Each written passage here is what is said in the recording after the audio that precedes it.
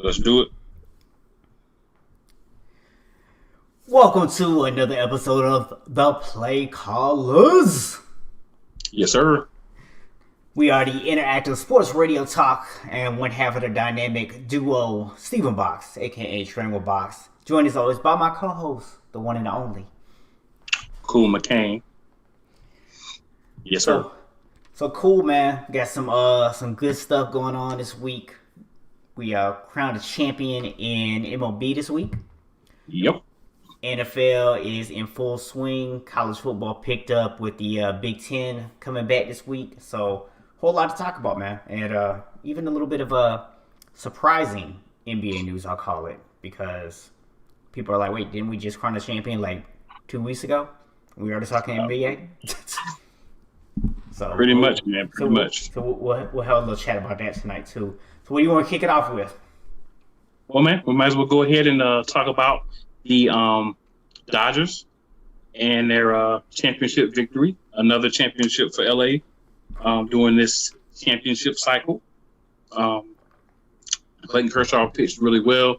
I think Mookie Betts got robbed for the MVP, but might take in a lot of other people's take, but obviously not the people who voted for it didn't have that take. But the Dodgers were the better team, so it's not surprising that they were able to go out and do what they do.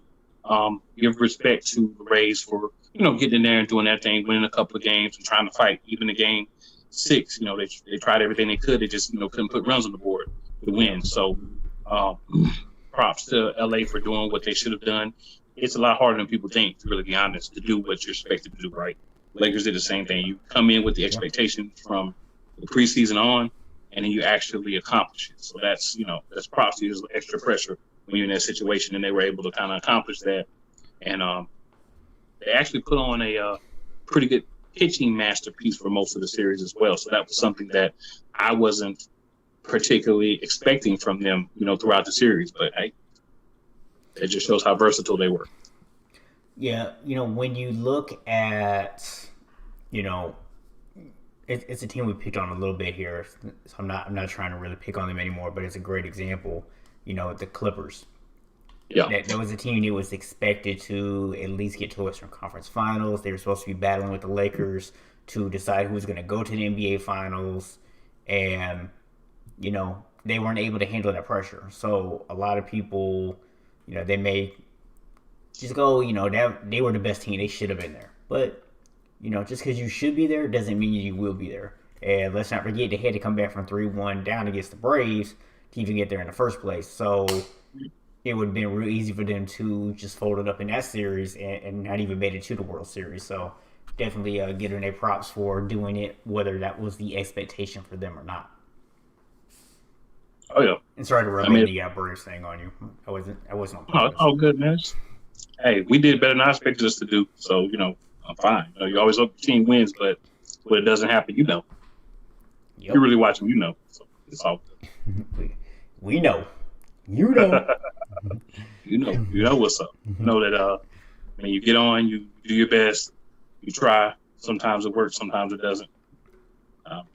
I'm very used to that with the teams that I cheer for, and the Braves being one of those. Yeah, so I'm curious, man.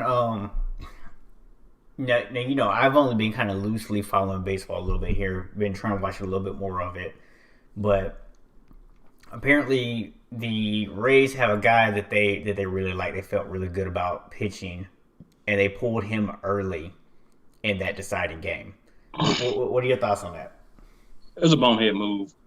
It's how people overthink themselves. Mm-hmm. So essentially, what it is they have a certain pitch count, right? A certain amount of pitches they want people to get to, and this is kind of what they've done the whole time. And they're kind of like one of those new school teams, and that they use the numbers more. Their numbers team versus kind of using your gut and your instincts. Yeah. So the guy's pitching a no-hitter, or there's no runs scored. Let me say that. So the guy's pitching, he hasn't allowed any runs. So maybe a hit or two, but he's dominant.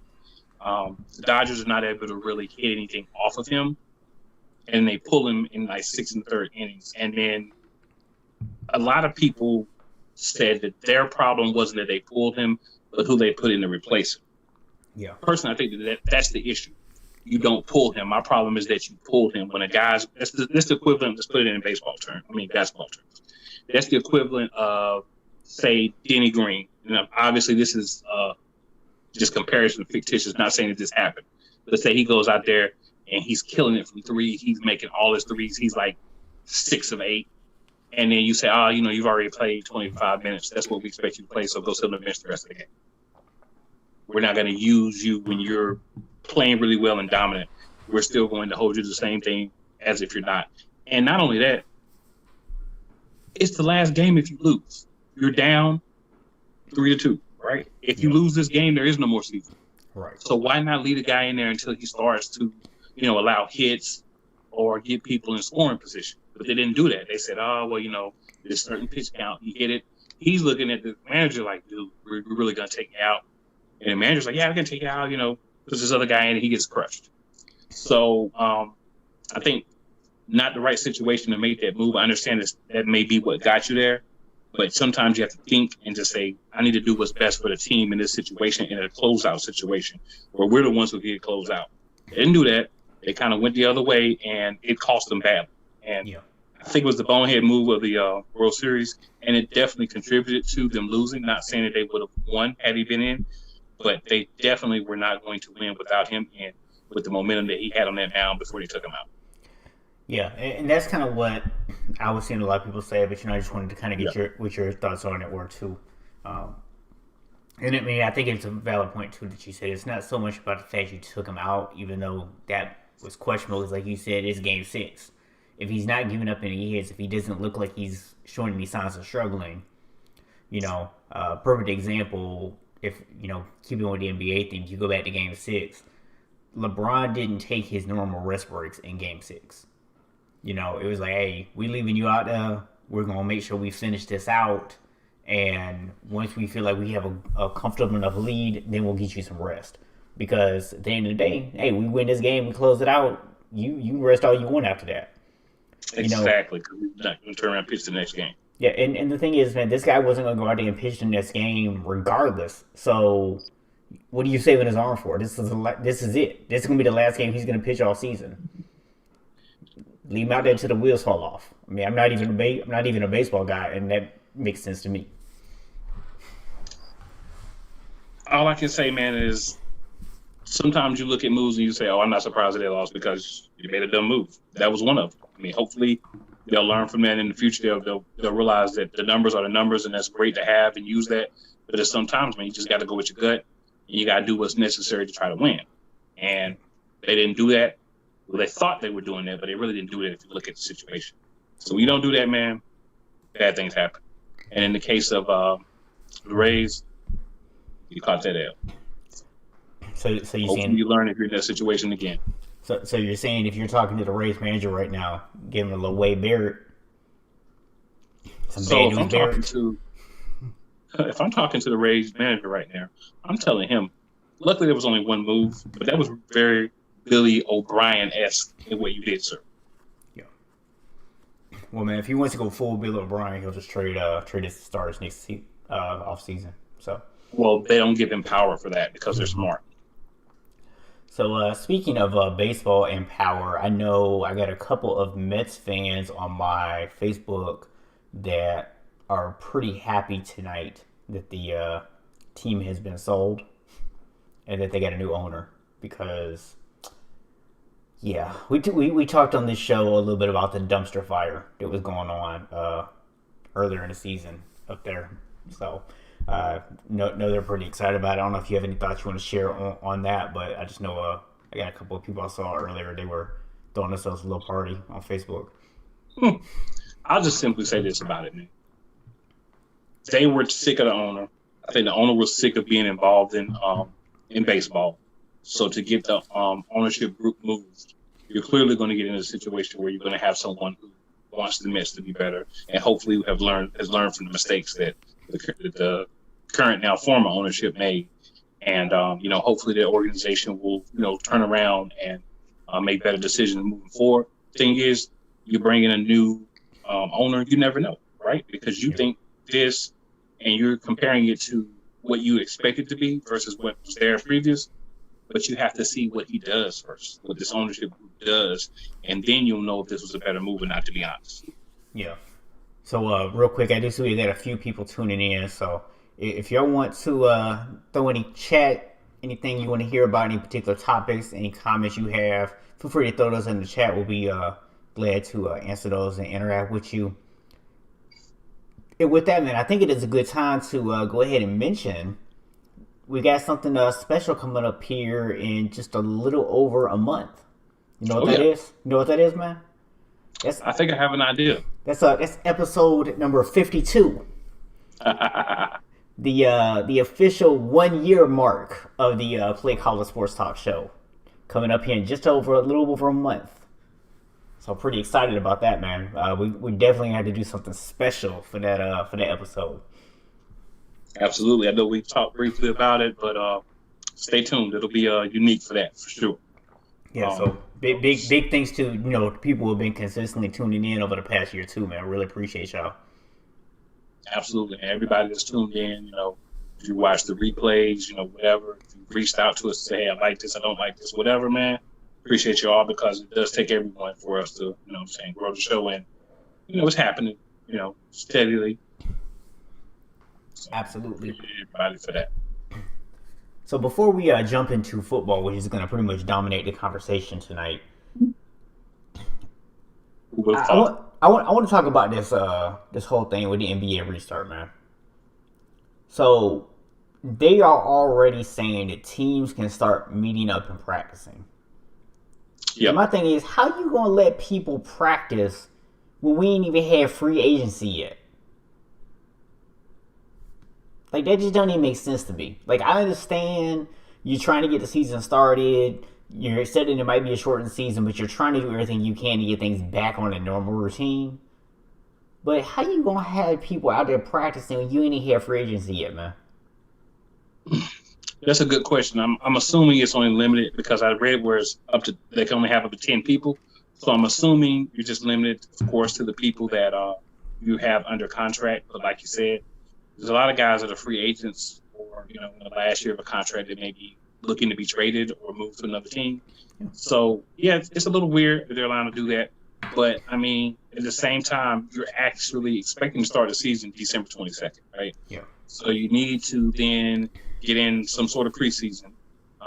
You need to have workouts and stuff. So you kind of have to do this, because the owners can't afford to really allow it to push back any further just for financial purposes.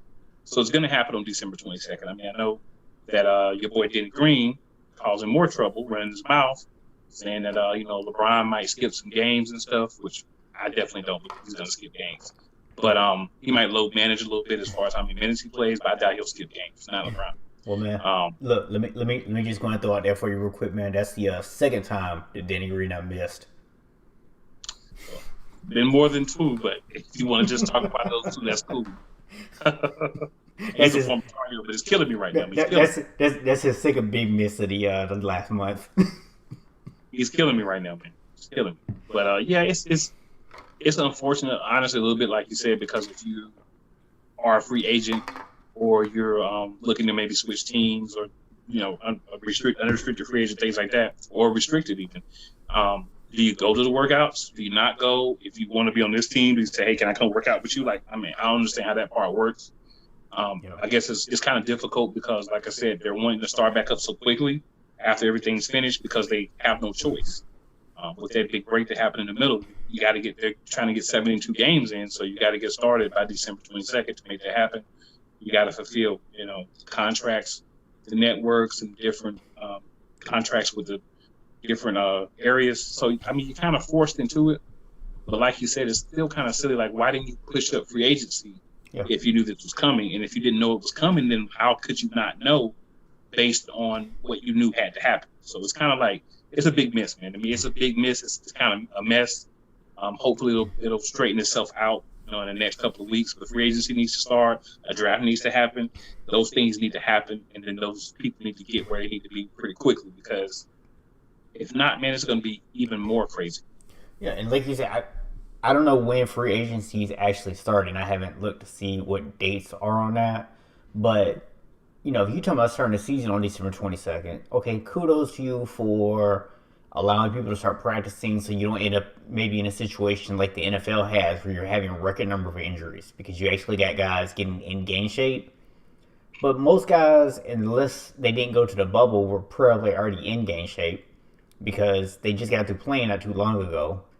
They ain't really had time to get that deconditioned yet. You have not had free agency, so you don't have free agents out there. You haven't had the draft, so you don't even have young players out there.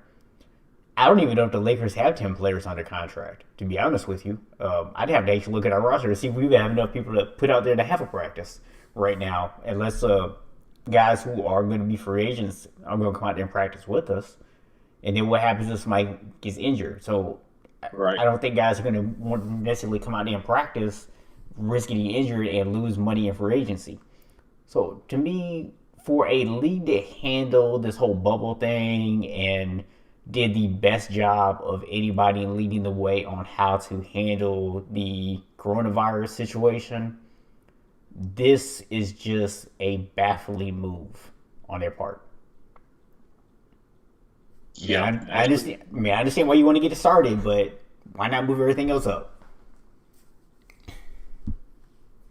Yeah. I was just looking here. So right now, the draft combine started on September 28th. The draft is on November 18th, and November 20th through the 22nd is the proposed start of free agency. So you're only getting a couple of days in November to actually sign people. I'm assuming that if they're a free agent, you probably can be talking with them now, but you can't officially sign them until November the 20th to the 22nd. So that'll be, basically, you got 4 weeks for any free agent to come in and get acclimated to your team. yeah. And then you're starting training camps on December 1st. So you're signing people November 20th to 22nd. You're starting training camps on December the 1st. So the workouts that they're doing, I guess, are like the off-season workouts. But yeah, the training camps will actually begin December 1st. So you have free agency before the training camps begin. But again, like we just got through saying, why are we having players go work out before you have free agency? Just move free agency up. But hey, far be it from us. Far be it from us, right? Yeah, pretty much. I mean, what do we know, man? We're just, two guys who are coming up on our 1 year anniversary of a sports talk show. That's all. But yeah, man, it's. I mean, I don't understand it. Like, honestly, just looking at the timeline, I'm just looking at it. It just doesn't make sense why it's so much time when you got guys like Anthony Davis out here, just a free agent. You got guys like Rajon Rondo. And of course, guys on other teams. Those are two important pieces that there's been a lot of talk about because Rondo's leadership that he would bring wherever he goes. Yeah. And then, of course, Anthony Davis you expect to opt back in, probably do short contracts like LeBron did for several years in Cleveland, or sign a big deal long term. Who knows what he's thinking? Right. Those are probably one or two ways he'll go. But you got to start things, man. You got to get things started. If you're going to open facilities, I think you should at least allow people to talk to free agents and sign them. If you're going to start opening facilities and say, hey, you guys can start working out together. But far be it from us. We're just guys. Yeah, man. We make too much sense, man. Nerve of us. So, yeah, man. So for those of y'all tuning in live right now, what are your thoughts? Do you think that this is ridiculous that they're already starting to allow team practices and they haven't had free agency or the draft yet? Or do you think it makes sense? Let us know what you think. Dude, the Thunder don't even have a coach yet. So who's running the workouts? They don't even have a coach yet. Yeah. But hey. Again, right? What do we know, right? Yeah, common sense doesn't always rule, man. That's one thing we know about sports world. Common sense doesn't always rule. Yeah. I think this is another example of that not happening. Yeah, and like I said, to me, the shocking part about it is, considering how well the NBA handled the whole bubble situation, that's what makes it so much. That's what makes it so baffling. Like, I can't even comprehend why. I guess they put all the planning into that and didn't think about what was going to happen after that. Is what it looks like. It's almost like they turned day-to-day operations over to Roger Goodell. Or Bill O'Brien. That's always going to be the low blow I'm using. Well, if it was Bill O'Brien, man, they would have traded some teams to the WNBA or something. Hey, man, they only gave him so much power. That's my excuse. They only allowed him to do the schedule, making no other power he had. That's what it was. In my book, in my mind, that's what it was. So speaking of Bill O'Brien, man, let's go ahead and switch on over and talk a little football, man. Might as well, but he won't be talking football anytime soon. No, he won't be talking. Well, he might be talking football sometime soon, but it'll be on like ESPN or something like that. It won't be. Couch. It might be up in a booth or something, but it won't be on the sidelines. Won't be no locker rooms. Tell you that much. Well, that'll be good for whatever team could possibly have had it. They'll be in better hands with whoever they get instead. So, I think, talking about Bill O'Brien is a perfect opportunity to segue into a little buy or sell on coaches who are on the hot seat. So who are some of the coaches we got out there that their teams are underperforming? Let's kind of run through real quick if they're on the hot seat or not. All right, so New York Jets. Yes. Scorching. It's going to be weird to say this. New England Patriots. No. Of course not. No, they had like half the team opt out, so Belichick gets a pass. I mean, Belichick's going to get a pass either way, if we're being honest. Chargers. The Witty Flow said Adam Gase is Satan. That's definitely a hot seat right there, man. I don't think the Chargers are going to fire their coach just yet. I think he gets at least another season. Well, I think him playing Justin Herbert's going to save him for a couple of years because you got to get Herbert time to get acclimated. So I don't think he's on the hot seat, but just going by the way they've performed so far, you got to at least have a question. Yeah, I think he'll at least get next year, and if Herbert continues to develop, then they'll save him. Yeah. And then you have the Bengals. What's your thoughts on that? So I think it kind of depends on how they finish out this year. I would say maybe the seat is lukewarm right now. It's one of those things where they didn't have high expectations. They're getting great play out of their quarterback right now. They need to put some other pieces in place and get a little bit more consistency. So I'm not going to say that might not get hotter by the end of the year if the team doesn't continue to show some promise. But as of right now, I think it's just lukewarm.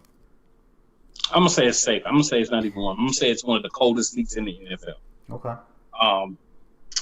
Texans, we've had Bill O'Brien fired. Yeah. Now we have Romeo Crennel. Do you think he's safe to even finish the year as the head coach, the way that they're still playing? Or could that possibly be you're out of here too before the end of the year? So that would be an interesting one. And I hadn't actually even considered the possibility of that. Because usually when you get an interim coach, you give them at least the rest of the year.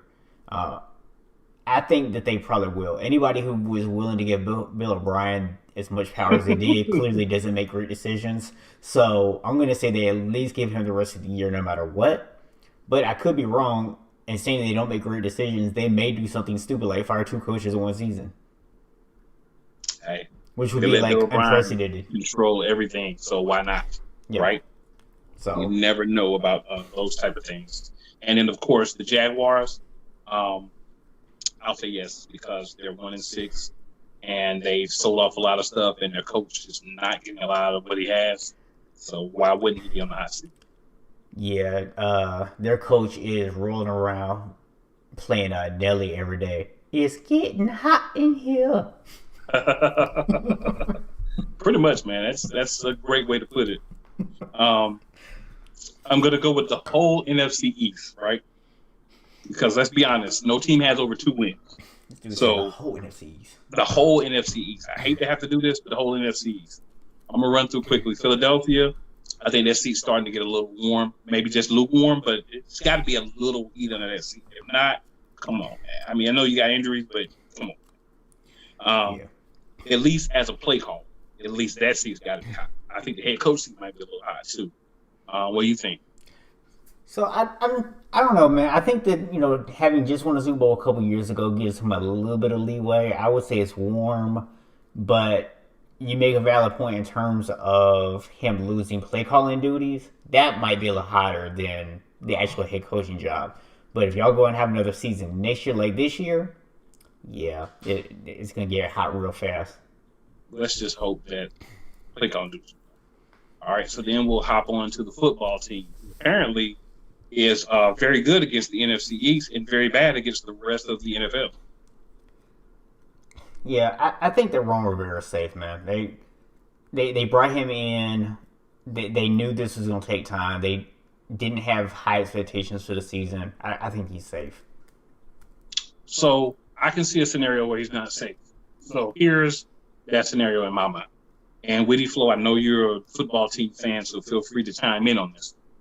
I think it depends on how the organization feels about Dwayne Haskins. If they like him, Rivera could be on that hot seat. If they're fine with moving on from him, then, he may be fine. And the reason I say that is you played him a minimum amount of games.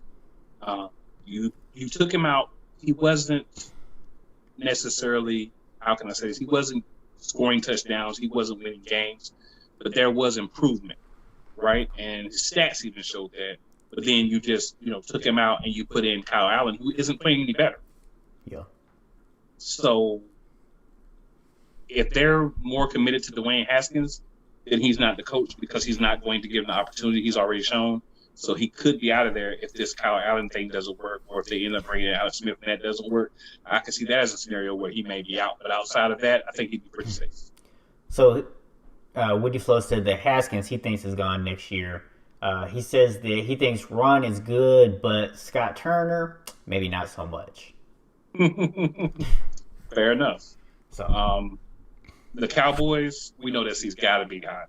This at least got to be warm. I mean, players are talking about him behind his back.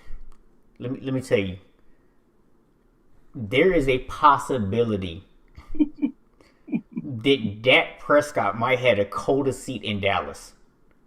Because everybody else, players, coaches, assistant coaches, equipment guys, strength and conditioning team, all they see's hot. The whole organization. If your last name if your last name not Jones, you got a hot seat. Shoot, Jones should give himself a hot seat. He should, but we know that ain't gonna happen. Put that team together. Look, we know that ain't gonna happen, bro. But I'm just saying, if we really talking about a hot seat, Jones, you can throw yourself right on there too. Yeah. But you haven't did anyone any favors. We talked about on the show, Mike McCarthy, how was he going to fit there? Obviously when we were talking about it, we're assuming that Dak Prescott was going to be the quarterback this year, which would probably have made things a little bit better. But, I mean, without that leadership, you're not getting it from, it looks like the coaching staff, you're not getting it from anywhere else. And we have a little something in regards to them that we'll be talking about later, but I'll save that for that.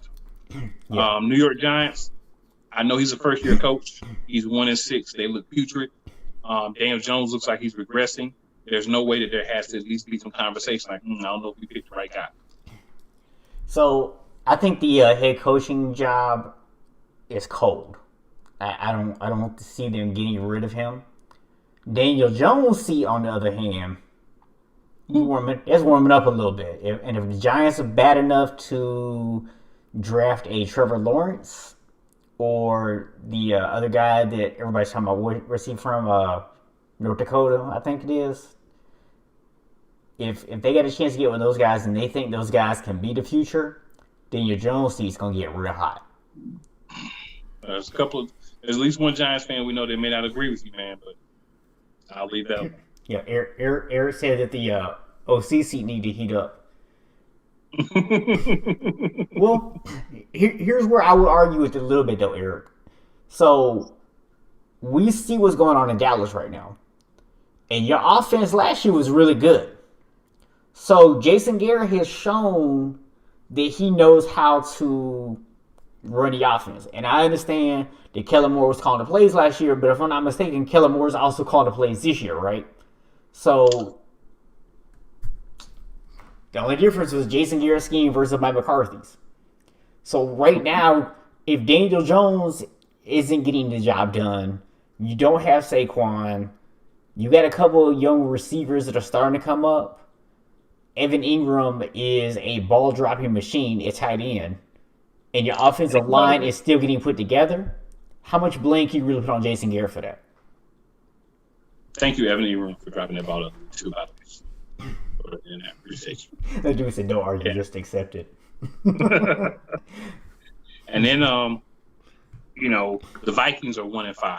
I'd have to say I don't feel like their coach is on the hot seat because a lot of that up and down play and the reason why they're where they're at rests on one person's shoulders, and he's admitted that. And that's Kirk Cousins. Too many interceptions, too many not reading the right play and making the right throws. And he's owned it, but I don't think their coach is in a situation where he's on the hot seat. I mean, I think it depends on how the season finishes out. But as of right now, I would say it's warm at best.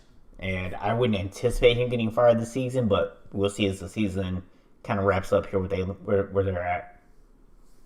Now, as part of this, we always talk about a hot seat, right? But what about Falcons? Because instead of the hot seat, Raheem Morris is looking kind of good down there. They got a couple of wins. They just won on Thursday night. Instead of being on the hot seat, he may be interviewing to try to keep that job permanent. And that may be good for that Falcons team. Yeah, no, he's definitely making a case for his resume right now. Oh, yeah. By the way, Woody Flo said that he asked, was the head coach for New York the best option available, or did they mess that move up? It's always hard to say because there was a lot of other coaches that were available. We talked about that over the summer. There were quite a few minority coaches that people felt like he got a chance. But he is a coach who so far has said all the right things. He's, brought in the mentality that they wanted. He comes from the Belichick tree, so they're hoping he's going to get the job done. And the reason why I say I think it's Steve Cole right now is because he hasn't really had the time to put the team together and put his stamp on it. So I think it's a little early to say whether he was the right hire or not. But, part of that might be some of those guys that got passed over for him. They might get a job this offseason. They might go in, they might turn around at 18 year one, and then we'll have more clarity on that. So we'll have to kind of wait and see on that. But as of right now, all we can say is he's not getting the job done. Well, I'll answer your question. My opinion, Woody Flo. He was the wrong hire. Look at the Belichick tree. Look what they've done in their head coaching jobs as part of that tree. Look how many of those guys have been successful and how many have not. He doesn't have the experience. I said it this summer. I'm saying it again. He doesn't have the experience. And he could turn around in a year or two if they give him that opportunity.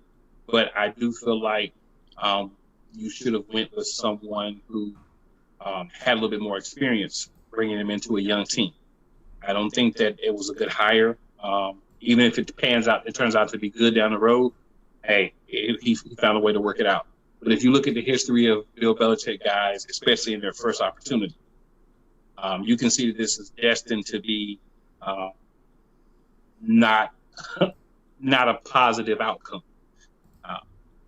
He could be the outlier, but I don't see it. I think that you tried to go a different direction, do what you wanted to do, kind of get a guy in here and say, oh, we're going to go with this young guy. He's from this tree, and, Belichick's this, Belichick's that. All the guys he puts out there, for the most part, they're not him. They don't coach like him. They don't win like him. So I think you made a bad hire. You're going to have to live with it for a couple of years, but I don't think it's the right hire. Yeah, it'd definitely be interesting. So Eric said there was an echo. Are you still hearing me, Eric? Echo. I know there's about a 20-second or so delay between us asking and him being able to answer. So we'll see if it shows up. Absolutely. So yeah, that's just my thing with those, man. I would love to just quickly talk about the Thursday night game. I think it was a really great game. Neither team was an offensive juggernaut, but I thought they hung in there. They punched each other. They made it really interesting. It's one of those games where I always talk about fans of certain teams My team being one of them, other teams in the league as well. When you're playing a team that hasn't been doing as well, you kind of have this confidence, and I heard it all week from Sunday to the day, to the game last night. Excuse me. This is not a good team. We should beat them. Blah blah blah. This is a divisional opponent. They play you twice every year. They know you. They're out there to attempt to beat you, and they don't care how bad they're doing or how great you're doing. Their goal is we're gonna knock you down, peg this game. That happened, and it can happen to a lot of teams this weekend. So I hope no one goes into their games overconfident just based on records or how one team is playing versus the other. And also, a thing I want to point out and go into something else I wanted to talk about. Teddy Bridgewater got hit dirty, right? His team was ready to fight. You understand me? Because their quarterback got hit dirty. Guys were jumping up, pushing guys from the other team, getting in their face, yelling, cursing. They weren't having that because it's a team. You go last week to Dallas, your quarterback gets hit even worse, a dirtier hit, and nobody even retaliates. No players on the side, no players on the field. It's been talked about several different times on shows all week. I'm not a former NFL player, so I'm not going to come from that standpoint, but if we in little, right, if we're playing 18-year-old, 10, 12-year-old, middle school, high school, JV varsity, community college, flag football. You hit my guy like that, it's a problem. So for those guys to not even stand up for their quarterback, and he's the QB2, is Andy Dalton, it's not Dak. At the end of the day, to not even stand up for your quarterback, bro, that shows us a lot of problems with like leadership and just team camaraderie. And that's why they play so bad on the field, in my opinion. So I don't know what to do about that. But I know who does need to figure that out. And luckily it's not me. Yeah, I mean that's football 101, man. Like, you protect your quarterback. We've all had situations where an offensive lineman goes out and gets into a fight with somebody, gets a 15-yard penalty, and if it's because somebody hit your quarterback late, and he went over there and picked the dude up and threw him 5 yards, you're like, I'll take him 15. But according to Eric, we're good now, and appreciate the comment, Witty Flow. That was the guy I had in mind when I was saying that they should have went a different direction, but I didn't want to box it into just one person because there were other options. But I definitely think he's the guy that would have been a difference maker on that offense and with that team. But hey, it's not the way they decided to go. Yeah. So they'll have to live with that when he goes somewhere else and does really well next year. Maybe in New York, the Jets next year, because they stink. Yeah.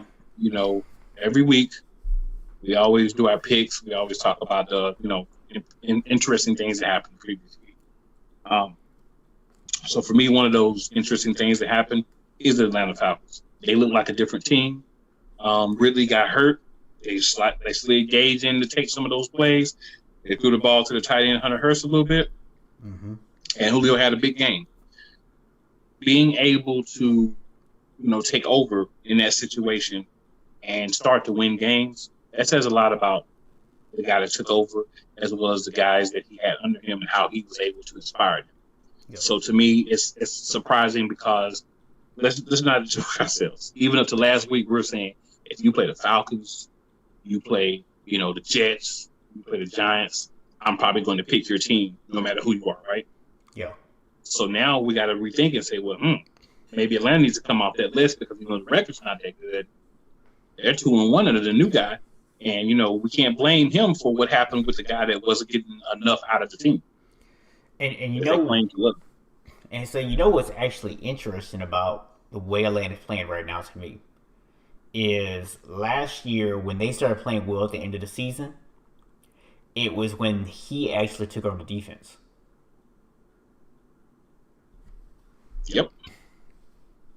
So one way or another, it feels like he, with that team, is some sort of catalyst.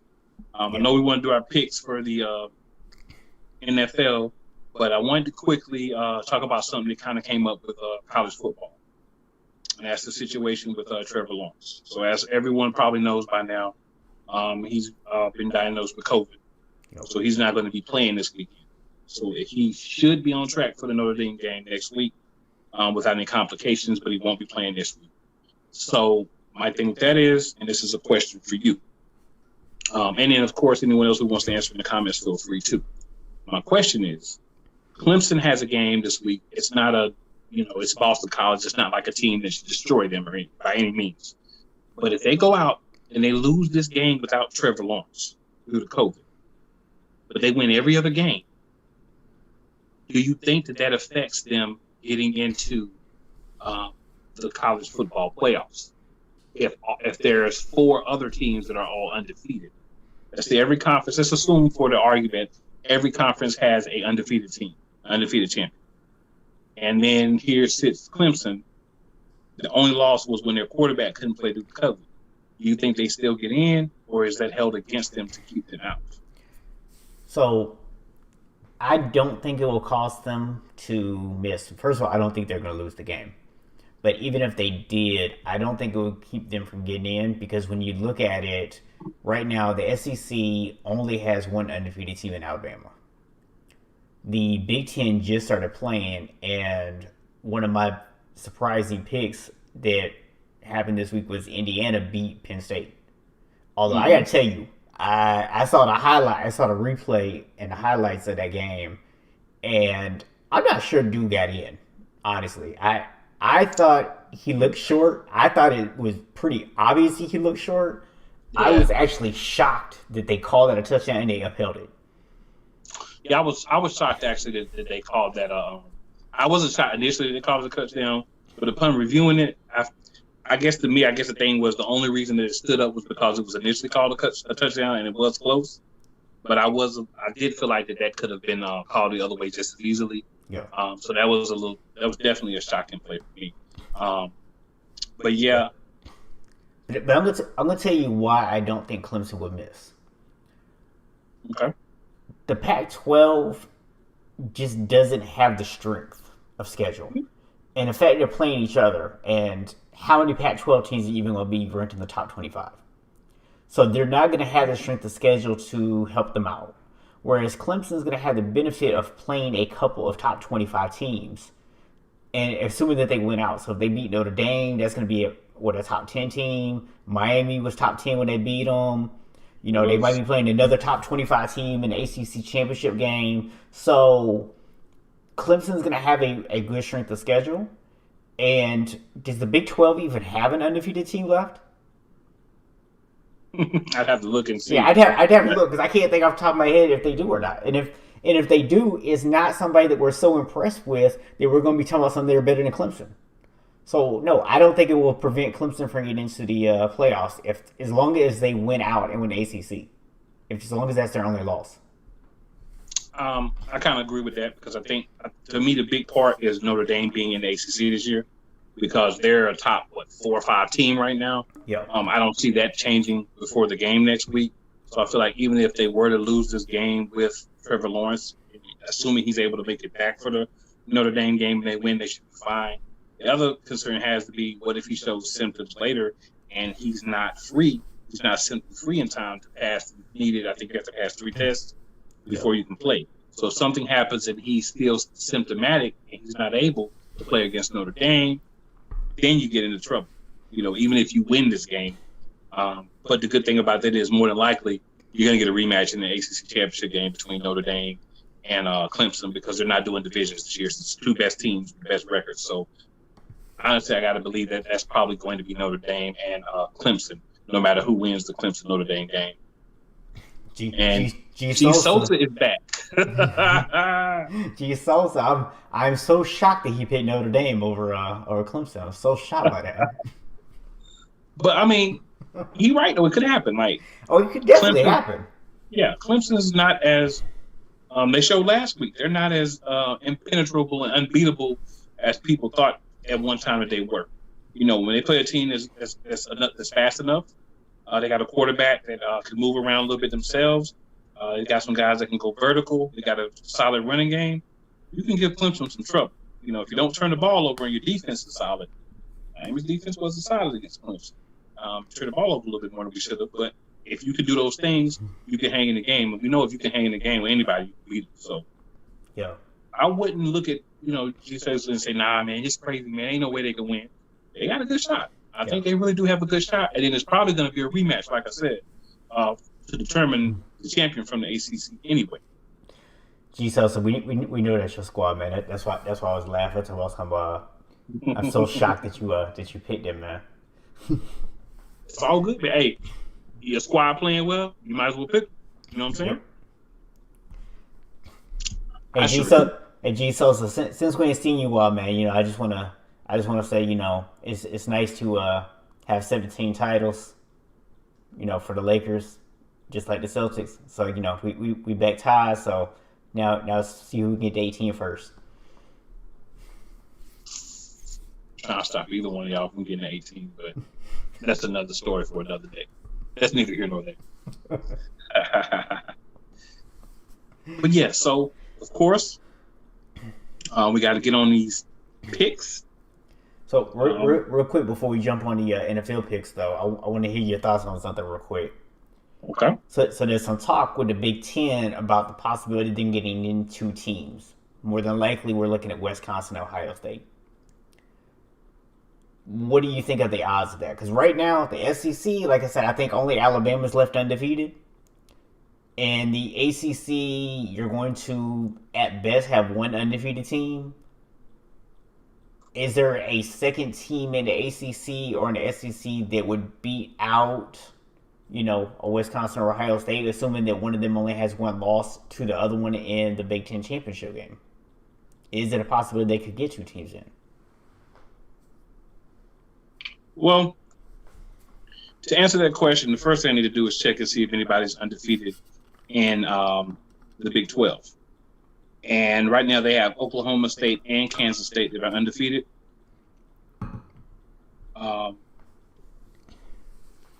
So they do have. I don't mean this in a disrespectful way to Oklahoma State or Kansas State, but neither one of those teams is going to remain undefeated.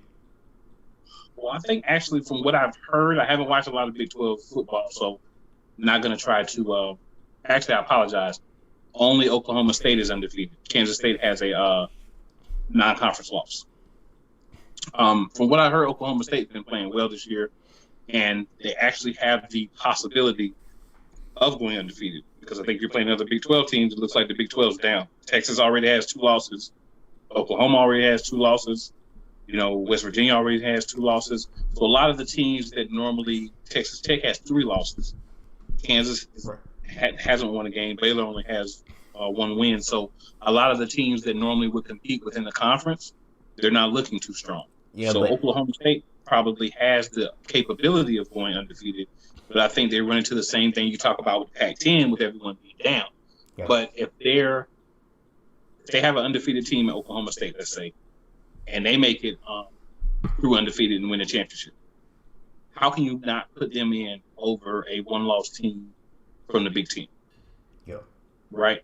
Because you can't say, and this is a personal opinion, I'm not on the committee or anything like that, but personal opinion, if you go undefeated and you beat everybody that you play, I don't care if you're playing all D2 teams, right? Because you can't control your schedule, who you're in the conference for. You can't control that. All you can do is go out and beat everybody that's put in front of you. Yep. Clemson's done it for multiple years, let's be real. We both have ACC teams, but the ACC overall has sucked for a while. Yeah. Florida State did it for years. Yeah. But I'm just saying the last few years has been Clemson. So in that case, they would get in, I think, over a 1-loss team from the Big Ten. It would have to be a 1-loss team for them to not make it to the championship game because keep in mind, it's not going as done in the past. From my understanding, everyone's just doing the 2 best teams. I may be off with that. I may have to go look at every conference, but I know a couple of them are just doing the 2 best teams are going to face off in the conference championship. So that being the case, if you're undefeated, you're going to face the other undefeated team. Someone's going to have a loss. Yeah. So I think that it would be hard for anyone to get 2 in unless you have something like the Big 12 has no undefeated team, especially with a down year. Pac-12 has no undefeated team, especially with a down year, and the ACC has no undefeated team. That could possibly help someone get 1 in.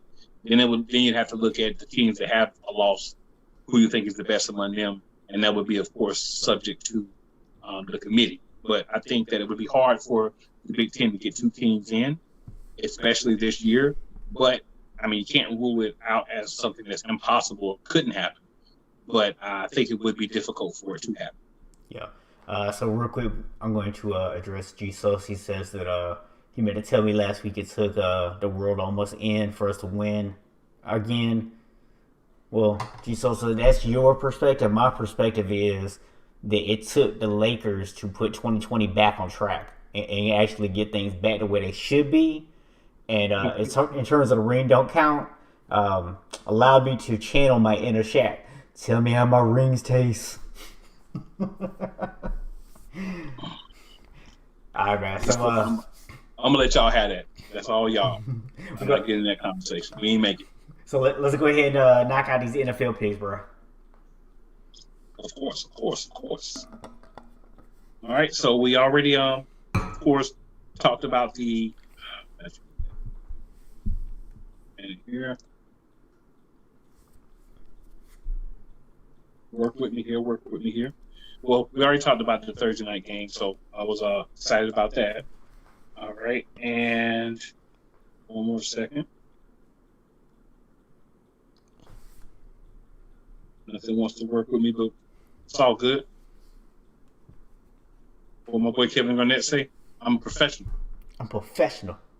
It's my craft. I might be able to pull up on my phone if you need me to here. Nothing's going to stop my craft. I'm a professional. I'm 40. I'm a grown man. Yeah, I remember that one too. That was good. But you know the all-time greatest. Practice. You're not talking about a game. Yeah. I'm talking about practice. Look, while I'm over here trying to pull up the NFL schedule real quick, I was sitting here looking at, you saw this John Ross quote? Somebody said something to him about asking to be traded. He's like, yeah, man, it's not a secret that I wouldn't be traded. He said he said it's not football that I'm unhappy with.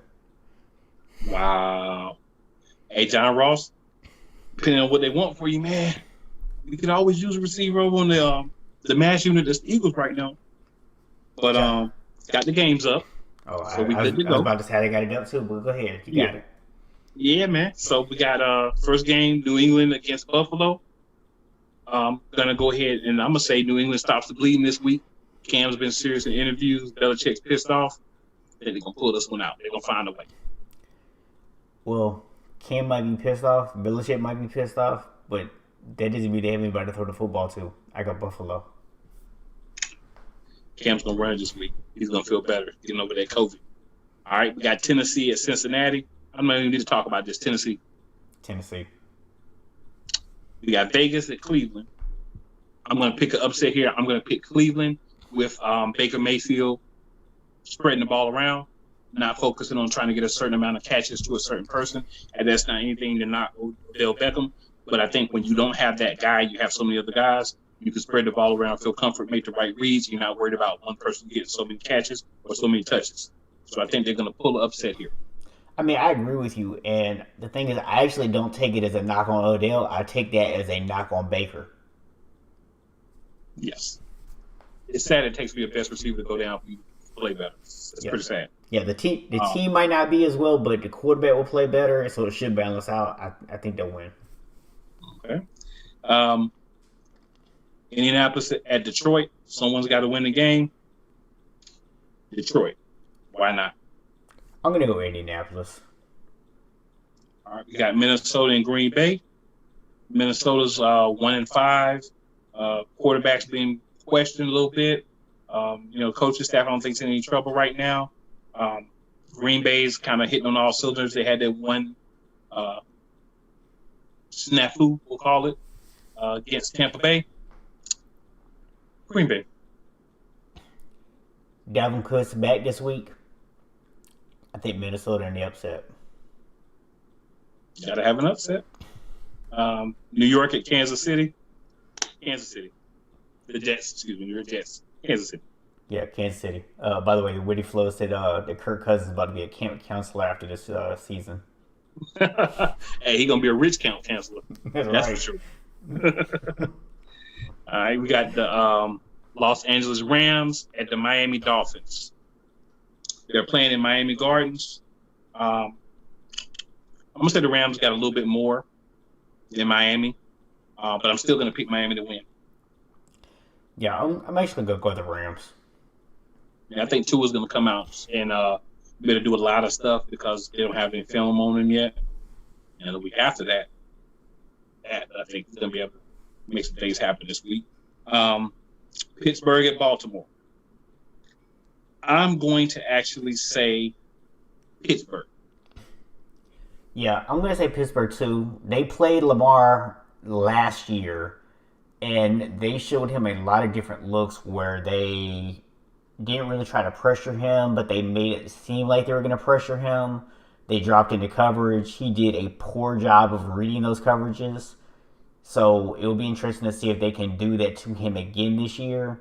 I don't know if they'll be quite as effective, but I think they'll have a great game plan to hold him in check. And their defense is looking really good, and their offense is clicking. So I'm going to go Pittsburgh. Chargers at Broncos. Chargers. Yeah, I like the Chargers in that game. We got New Orleans at Chicago. New Orleans. Yeah. So a lot of people feel like Chicago got exposed last week. We're going to find out if it's true or not. But I think New Orleans. One interesting bit I've been reading up on, games and different stuff. A lot of people have said that Chicago has to change their style of play if they want to keep Nick Foles as a quarterback because of it being not a very mobile quarterback. And if they're going to continue to call plays and play the way they're playing, they're better off going back to Trubisky. I don't really think it matters. Got to find a quarterback next year. He's not either one of those guys for that team. I think that the Bears should have done what I said the Bears should have done in the offseason, which was go get a real quarterback. Just a year later, they'll have to listen to you. I mean, they would have been better off going out and getting Jameis Winston. I mean, the way it's panning out. Only thing that hurt him, man, was the 40 for 40. Everybody's talking about, 30 for 30. Everybody's talking about the 30 interceptions. That's what really hurt him, I think, and made him end up where he's at right now. But he'll get another shot next year. He ain't be no better than these dudes that they got in Chicago and some of these other cats I'm seeing out here. Yeah, you gotta be better than Nick Foles, man. Come on. Hey, man, there's a whole bastion of Eagles fans that are going to hate us now and never watch the show because you said something bad about Nick Foles. He's not even with the team anymore. I speak truth, man. All right, then we got San Francisco at Seattle. I'm going to have to go Seattle. They have Russell Wilson. Got to go Seattle. So, Russell Wilson playing like MVP. DK Metcalf is really becoming a beast out there. But that defense is horrible. And San Francisco's getting back healthy on defense this week. I'm going to take the Niners in another tight win out there in the NFC East. It's gonna be a close one. Probably come down to the last play again. All right, then we got Dallas and Philadelphia. Dallas has all sorts of problems in the locker room, coaching staff, as well as the injury at quarterback and all this talent that can't play together. On Philadelphia. Yeah. Tight game. Tighter than most people think. I'm gonna take Philadelphia also in a tighter than that booty win. Hey man, I can't even be mad at that after what we allowed to happen against the Giants last week. Yeah. Then that takes us into the Monday night game. Tampa Bay at the Giants. Clearly, Tampa Bay is going to win that game. So I'm gonna take the Giants to lose. Sorry, Eric. Eric's probably picking them too. He's probably picking Tampa Bay too. Listen, man. I don't even call them Tampa Bay anymore. I call them Tampa Bay. The Tampa Bay Tampaneers. Now, interesting game. I think this is going to be a hard one for anybody to call. We got Green Bay at San Francisco Thursday night, November 5th. Who you take? I've said on this show multiple times last year that Green Bay is just not a better team than San Francisco. The San Francisco is just a better team. Now, San Francisco's banged up. They're missing a lot of people. The pass rush isn't the same as it was. But this is a team that absolutely demolished Green Bay twice last year. I think the game will be much closer than the 2 games last year, but San Francisco is still a better team than Green Bay. I'm taking the Niners. So I'm going to pick San Francisco as well. I'm picking them to lose Sunday against Seattle. And I think for me, in my logic with my picks, that loss against a tight game against Seattle is going to be the catalyst for them to say, look, we stuck in there with Seattle. We probably could have done some things differently and won that game. They come out against Green Bay on Thursday still with their energy from that game against Seattle. And they give Green Bay a little bit more than they can handle. Yeah. I mean, and the thing is, after chasing Russell Wilson around, going after Aaron Rodgers is like the easiest thing in the world to do. Hey, man. I've seen them both play, and I definitely would have to agree with that statement. So, the Witty Flow also said that Blake Bortles is still out there. That's funny. Said Philly pick up that dub. Let's hope so. And then Washington looking flawless this week. Hey, so let's go ahead and just throw this out there, man. If there's a team that if you're looking to run an offense, that you really need a mobile quarterback. You're looking for a guy who has shown he can play in cold weather because it does get cold in Chicago. And you want a guy who is better than the 2 guys you got on your roster right now. This would be a ideal situation for Colin Kaepernick. Just saying. You know good and well that man is never going to get a chance to play a down of football in the NFL again. I'm fully aware of that, sir. But I'm just saying, if there was a situation in which you say Kaepernick is a no-brainer, because all the things we talk about with Kaepernick, because let's not be fools here. Kaepernick has a lot of flaws in his game, despite what a lot of people who love Kaepernick want to think. He has a lot of flaws in his game. None of those flaws negatively impact him in Chicago. And what they want to do offensively, he's a great fit for. That's the thing, man. A lot of these teams is more about fit than anything else. Witty Flow says he's making a whole bunch of money without the NFL. He really is. He's getting paid like an NFL player by Nike. So, I mean, you can't argue with that. Look, not to mention the fact that Colin's probably doing more for the things that he wants to do. The attention he gets for not being in the league actually probably does what his protest that he's trying, the points he's trying to make, it does more good for that than him actually being back in the league. Right, so. So, I mean, it'd be interesting, but, just throwing it out there that, he is a good fit for that team, so. Man, Kaepernick's been a good fit for a couple of teams, bro. If we're really being honest. Kaepernick would be a good fit right now in Dallas. You know what I'm saying?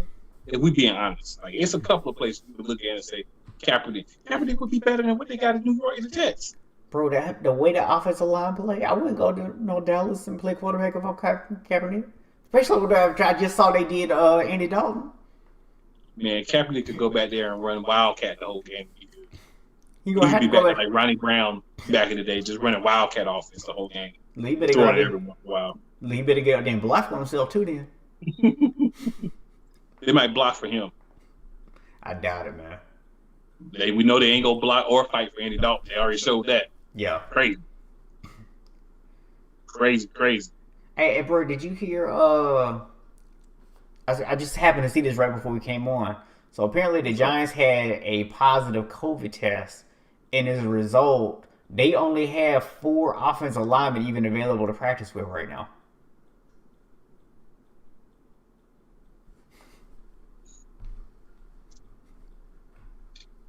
I'm like, bro. They can go sign, what's his name, Damon Brown, the dude we had a couple of weeks ago. He in NFL shape, sort of. Witty Flow said the Gase is is toxic. That's the Jets' problem. I'm gonna be honest with you, man. Adam Gase is a huge problem for the Jets. I think it's a bit much to say he's their only problem. Well, I think if you get rid of him, then we can see. But if you're looking at the way things are going right now, the common thread with all the problems in New York with the Jets is Adam Gase. Yeah, I mean, the players are leaving and talking trash. They don't want to play for him. The players that are there, half of them don't want to play for him. You know what I'm saying? Oh, he's definitely a huge part of the problem. I mean, he got to go. There's no doubt about that. I'm just saying that I think that there's a lot of organizational problems there that extend even beyond Adam Gase. Well, one problem is they still allow him to be the coach. Yeah, I was gonna say the fact that Adam Gase still has a job is proof of that. So maybe he's got some pictures or some dirt on somebody in the Jets organization. Look, what's the word they like to use for college football? There's a lack of institutional control. It is essentially exactly what is happening. It's crazy down there. Well, up there, I should say, in New York, man. They just, I don't even see them winning the game unless he don't. Like, it's just that bad. You know what I'm saying? Sam Darnold looks worse than he did in college. Look, everybody on the team is like, if we play bad enough, maybe we'll get traded. Look, and if that don't work, we could just do what Le'Veon did and just start talking trash about Adam Gase. That always works. Yeah, which by the way, speaking of the Jets and the potential fire sale, I know we're already over, but it's going to be interesting to see the NFL trade deadline is coming up on Tuesday. Oh, yeah. A couple moves have already been made. Yep. We'll talk a little bit more about those next week. But the thing that's interesting about that is guys were doing the trades earlier so that way that people could do the 5-day COVID test and be able to actually get on the field. Like Seattle made a trade, and they're not going to get the person on the field against us Sunday because of the person having to go through the 5-day COVID test. They're not going to be able to get them on the field on Sunday. But it's going to be interesting to see if the Jets do make some trades. I did see some rumors going around that we might be looking to try to get Quentin Williams from them. Hey, if I can give you a second round pick to get Quentin Williams and just add another stud on my defensive line, I'm down. Let's do it. And just get a wide receiver that won't get hurt. Yeah, I would like to ask for that too, actually. So, if y'all got any wide receivers out there for sale, holler at the 49ers and the Eagles. Everybody. We need them. And if anybody is worried about like meeting the minimum salary cap, we got Alshon. You know what I'm saying? Like, I mean, he might play for y'all. He don't want to play for us, but he might play for y'all. Eric said, "Got to be more careful. Y'all better wrap it up, Eric. Y'all wrap it up." Got to be more careful. Look, like my mama used to always say to me, "Don't go out there mess around and get something that don't wash off." Hey, when mama talks, all you do is shake your head. Especially when they say stuff like that. Absolutely. Well, man, that's gonna be a wrap for the evening, man. Want to say big shout out, appreciate everybody for tuning in, and as always, our assistant technical director Eric, who always lets us know when we have some audio problems. Appreciate it, because unfortunately, we can't hear them on our end. Everything sounds fantastic, so definitely appreciate the heads up on that. And we'll see y'all next Friday, 8:30 p.m. Eastern Standard Time. But before we go, we have to, of course, remind you that even the sun goes down. And heroes eventually die. And horoscopes often lie. But sometimes why? Nothing is for show. Nothing is for certain. But until they close the curtain, it's him and I. The play callers. Y'all better know that. ATL to Charlotte, North Carolina. Hey, big shout out Witty Flow, G Sosa, Big E in the comments. Appreciate the interaction. Hopefully we get more people in there next week. Y'all know what it is. Same time, same place. Absolutely. Oh, real quick, G Sosa, since I was give you a little trash talk about Boston, I want to since I ain't seen you in a while, I will go ahead and give you some props on Notre Dame beating Florida State. So congratulations on that win, man. Holla at y'all.